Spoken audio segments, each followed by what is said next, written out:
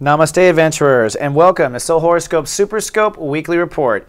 My name is Christopher Witecki. I am the Sensei to Sirius Joy. I'm here to help people step into their own personal, heartfelt enlightenment.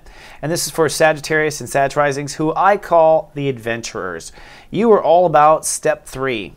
That is step 3 in the 11 steps to Sirius Joy. That is, I believe. Sagittarius and Sag Risings are good at believing. And this month, you're going to be making a profound change. You know, it's a kind of a joke among astrologers that Sagittariuses are Peter Pans. They never want to grow up. Or they're Wendy's. They always chase after Peter Pans. And Sagittarius tend to have this kind of like, I don't know, that's kind of just a joke we astrologers have. And a lot of times you find Sagittariuses are, go through several marriages, or they stay single to the end of their life. Or they stay devoted to one person. In fact, the truth is that when it comes to love, you're actually pretty obstinate and self-centered, and Aries. And this is why Sagittarius get what they want. They stay true and hardcore to what their heart wants. But the universe right now is saying, are you sure that's what your heart wants? Basically, Sagittarius are graduating to a higher heartfelt desire, upgrading their personal dreams. And there's a lot of reasons why you hadn't been living that way. For one, self-esteem was in the toilet. The ability to make money was in the toilet. You were uncomfortable with certain lifestyles. That was an issue. We'll talk about all of it. But this week, there's a lunar eclipse and a big punch. Punch is a bad word. Well, it is kind of a punch. Let's just look at it. It deals with the I love consciousness. So this is the heart of the soul. Aries is the heart of a Sagittarius rising or Sagittarius' soul. You are an Aries at heart. And that means the way you love is very strong and very devoted, and you are inspired by heroism in love. You are. But that inspiration of heroism, I think, is partly what's going to change. A lot of Sagittarius go rescuing the people they love or rescuing after the people that they love after. And that, to me, is the old model of Sagittarius on Earth up until now. I believe the new model is that you're going to make yourself your own hero of your own dreams, and then you're going to find yourself among a different set of characters besides the Peter Pan syndrome. All right? Now, it's not going to happen fast due to this, a grand square, or what we call a grand cross. And from left to right there, Uranus versus Mars, that is a tug-of-war between who you think you were in society or think you should be in society and what your heart really wants. And the universe is like having to jiggle us to get us to let go of these 4 points. On the other 2 points of this, also a very sensitive kind of dynamic for you, deals with Jupiter at the South Pole. There is Jupiter in Cancer. And this is where you are willing to draw your boundaries or where your lines are with things. And the flip side, Pluto in Capricorn, that's the old skeleton on the shoulder of trying to make money, trying to raise self-esteem, which you've been at since 2009. So it's this ripcord, okay, in all these directions. And what's growing the fastest really is you responding differently to trusting. You responding differently to your own boundaries. You allowing your boundaries to dynamically change in the moment for your comfort, not theirs. I know you've done it for other people. I know you've done things you'd never do for, you'd never imagine doing for someone else. That's the old emotional boundary structure. To me, the Sag and Sag Risings have got to have a emotionally self-centered emotional boundary structure, which will give them the strength to stand by what their heart really wants and walk past what their heart doesn't. Now, what's going to really push this down the path is this lunar eclipse this week. This eclipse is kind of like God universe giving us an extra dose of energy, and this is a big one, all right?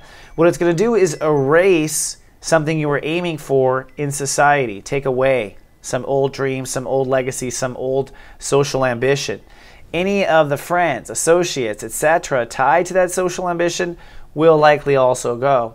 In essence, anything your heart doesn't really want, you should be willing to let go of. I mean really want, like gets you crazy excited. And it has to be the heart excited, not the mind. I know Sagittarius go running off in ideas. Not running off, we're talking about if you had it right now, does your heart light up? Not what you do with it next, not what you can, it's the moment. So this dynamic, this lunar eclipse happens Tuesday morning in the United States or Monday night for most people. Before you go to bed, you want to be really clear.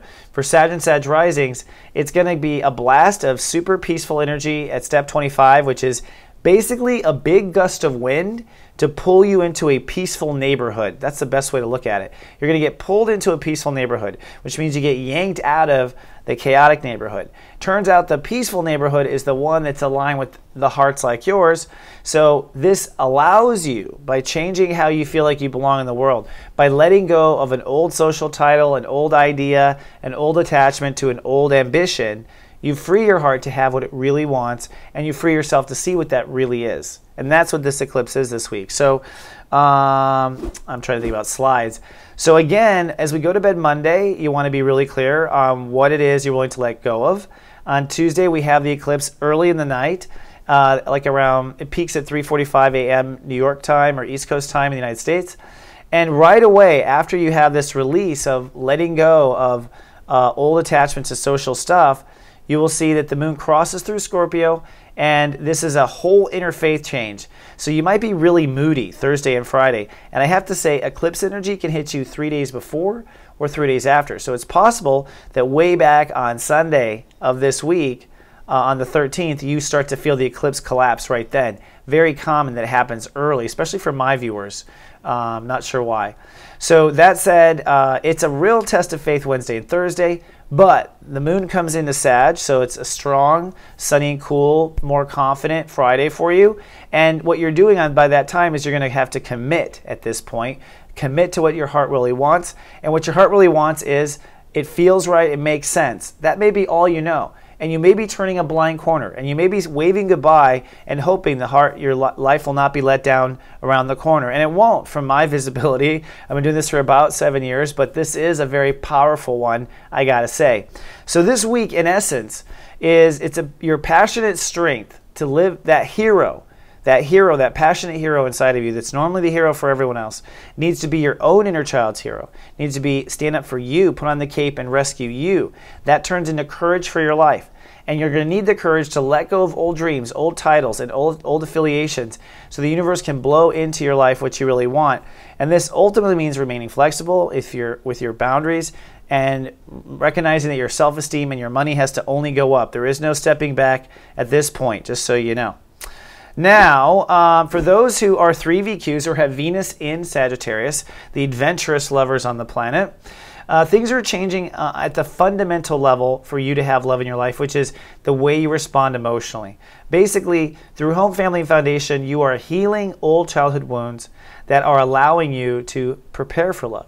So if you have Venus in Sagittarius, really doing the work on yourself, letting go of the old love stories, letting go of the old attachments in society, this is the prep work for, I believe, you finding the love that you desire. If you're in a relationship, then the two of you are probably going to create a new nest together in which you can start to be creative one way or another. So it doesn't matter if you're single or whatnot. That's where the 3VQs are.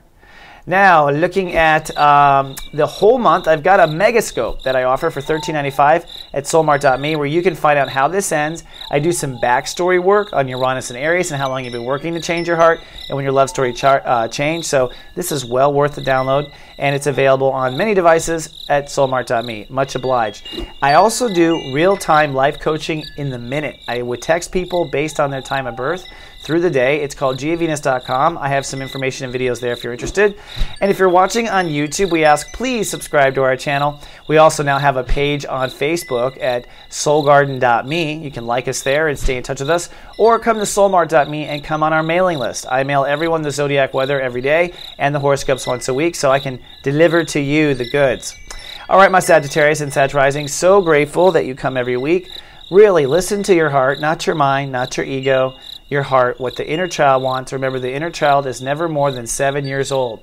So you may have to decode the answer, but make sure you ask him or her. All right? I'll see you in 7 days. Namaste. Live, love, be.